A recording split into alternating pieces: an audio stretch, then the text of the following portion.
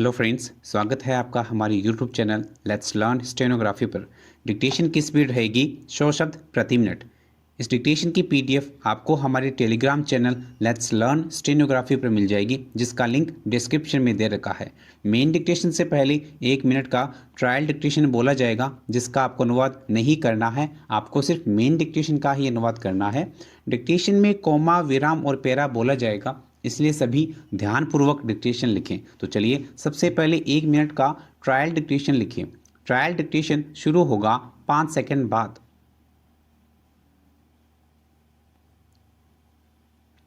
समुद्र किनारे के जिस गांव में मैंने कोविड का पूरा दौर बिताया, उसमें एक बड़ा सा सरकारी स्कूल है, जो पिछले 18 महीनों से बंद है, जहां कभी गांव की गलियों में दिखती थी वर्दी पहने बच्चों की कतारें, अब नहीं दिखती हैं, मैंने जब एक स्थानीय व्यक्ति से पूछा कि बच्चों की पढ़ाई का क्या हो रहा है इन दिनों, तो उसने जवाब दिया कि फोन पर पढ़ रहे हैं बच्चे, और जिनके पास स्मार्टफोन नहीं है वो नहीं पढ़ सकते हैं जी, कैसे पढ़ेंगे जब स्कूल ही बंद पड़ा है इतने दिनों से। स्कूल जाने वाले बच्चों के अगर 2 साल बेकार हो जाते हैं, यह था आपके ट्रायल डिक्टेशन। अब लिखिए मेन डिक्टेशन। मेन डिक्टेशन शुरू होगा 5 सेकंड बाद।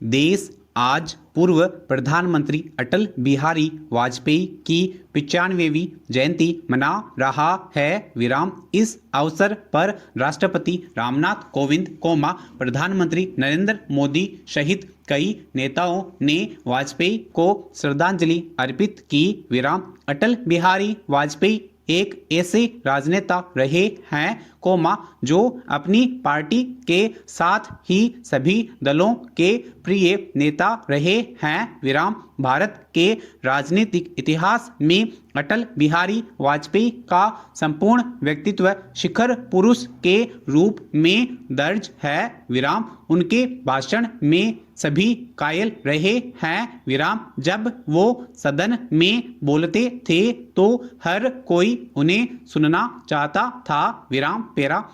अटल बिहारी वाजपेयी राजनीति सिद्धांतों का पालन करने वाले नेता रहे, राजनीति में सुचिता से सवाल पर एक बार उन्होंने कहा था कि मैं 40 साल से इस सदन का सदस्य हूँ, सदस्यों ने मेरा व्यवहार देखा, मेरा आचरण देखा, लेकिन पार्टी तोड़कर सत्ता के लिए नया गठबंधन करके अगर सत्ता हाथ में आती है तो मैं ऐसी सत्ता को चिमटे से भी छूना पसंद नहीं करूंगा, पैरा।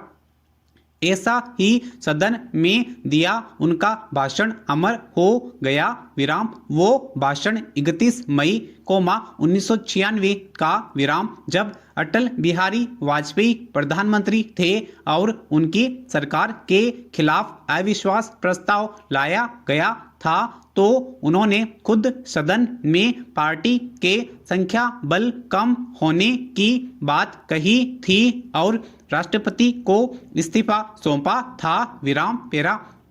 लोग उनके बारे में क्या विचार रखते हैं, इस बारे में उन्होंने सदन के पटल से कहा था, कई बार सुनने में आता है कि वाजपेयी तो अच्छा लेकिन पार्टी खराब, अच्छा तो इस अच्छे वाजपेयी का आप क्या करने का इरादा रखते हैं, पैरा।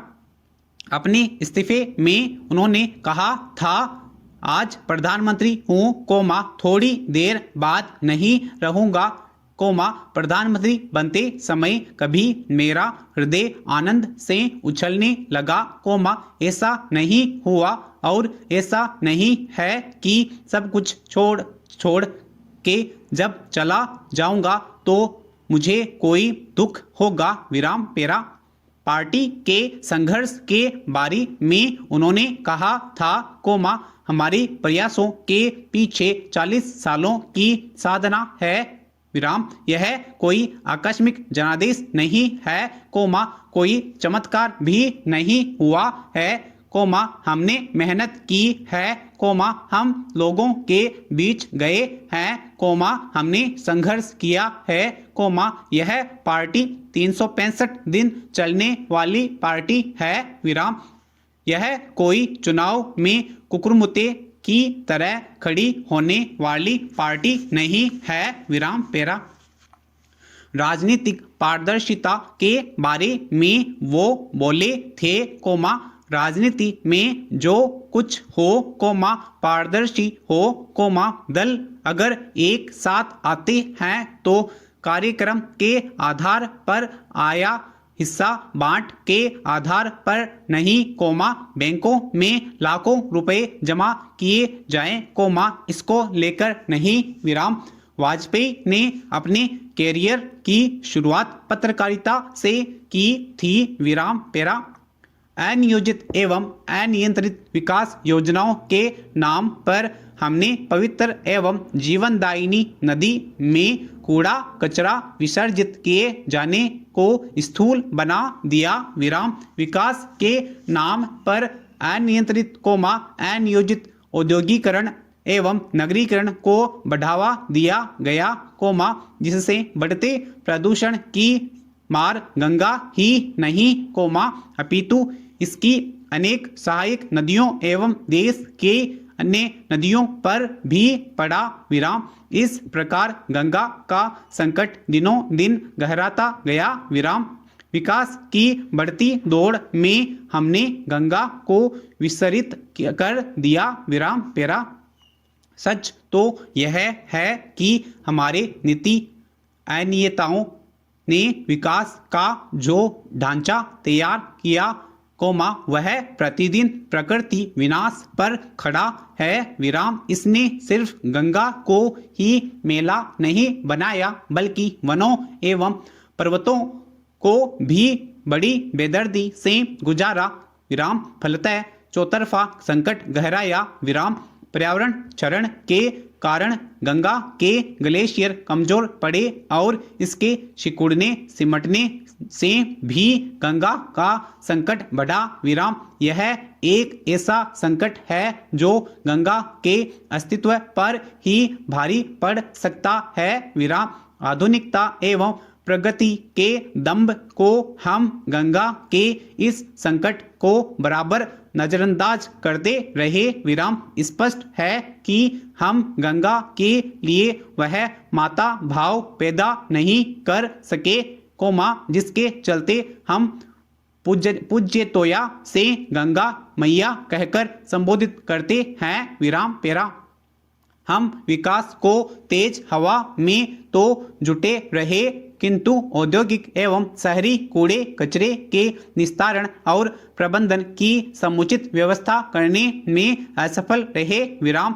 इस असफलता का खामियाजा गंगा को भुगतना पड़ा विराम। अनेक शहरों का औद्योगिक एवं शहरी कचरा सीधे सीधे गंगा में प्रवाहित करने से हमने तनिक भी गरेज नहीं किया विराम। स्थिति इस हद तक बिगड़ी कि आधुनिकता एवं महानगरीय सभ्यता संस्कृति का मेलापन गंगा के अस्तित्व पर ही भारी पड़ने लगा कोमा, जिसके चलते गंगा की पहचान गुम हो चली विराम। घरों में गंगा जली में रखा जाने वाला जो गंगा जल वैसे तो संदूषित नहीं होता था कोमा, उसे इसका खामियाजा जिस घातक गहराई से इतना अधिक संदूषित एवं विषाक्त बना दिया कि हम वह आचमन योग्य भी नहीं रह गया विराम। प्रदूषण बढ़ने से गांव की तलहटी से गाद बढ़ने से जैसी नई तरह की समस्या उत्पन्न हुई विराम, वहाँ जलीय जीवन प्रतिकूल रूप से प्रभावित हुआ विराम पेरा। कांग्रेस नेता राहुल गांधी ने मंगलवार को जयपुर में युवा आक्रोश रैली को संबोधित किया।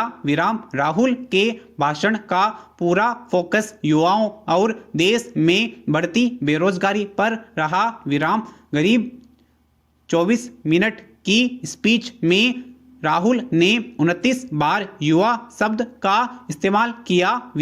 वहीं 18 बार नरेंद्र मोदी, 6 बार बेरोजगारी, 3 बार जीडीपी और जीएसटी शब्द का जिक्र किया। सीएए, एनआरसी और एनपीआर पर सिर्फ एक बार बोले। उन्होंने कहा कि एक ऐसा रजिस्टर बनना चाहिए, जिसमें तमाम बेरोजगारों का नाम दर्ज हो। इसे हम पीएम के पास लेकर जाएं और बताएं कि आपने युवाओं से वादा किया था और अभी तक कितने बेरोजगार घूम रहे हैं। उन्होंने युवाओं को आगे बढ़ाने का वचन भी दिया। राहुल ने भाषण के दौरान प्रधानमंत्री मोदी पर भी युवाओं का जिक्र करते हुए हमला किया। उन्होंने कहा, मैं चैलेंज देता हूँ, पीएम मोदी किसी भी यूनिवर्सिटी में चले जाएं और युवाओं से सवाल पूछकर देख लें और मोदी जवाब दें, वह नहीं दे सकते। युवा आक्रोश रैलियों में राहुल गांधी ने कहा, पिछले साल देश के 1 करोड़ युवाओं का रोजगार छिन गया, लेकिन प्रधानमंत्री मोदी इस पर मौन हैं। राहुल ने कहा, हर देश के पास कोई न कोई पूंजी होती है। अमेरिका के पास हथियार सबसे बड़ा नेवी, एयरफोर्स और आर्मी है, सऊदी के पास तेल है, हिंदुस्तान के पास करोड़ों युवा हैं। आज मैं दुख से कहता हूँ कि 21वीं सदी का हिंदुस्तान अपना पूंजी बर्बाद कर रहा है। जो आप देश के लिए कर सकते हैं, उसे सरकार और हमारे पीएम नहीं होने दे रहे हैं।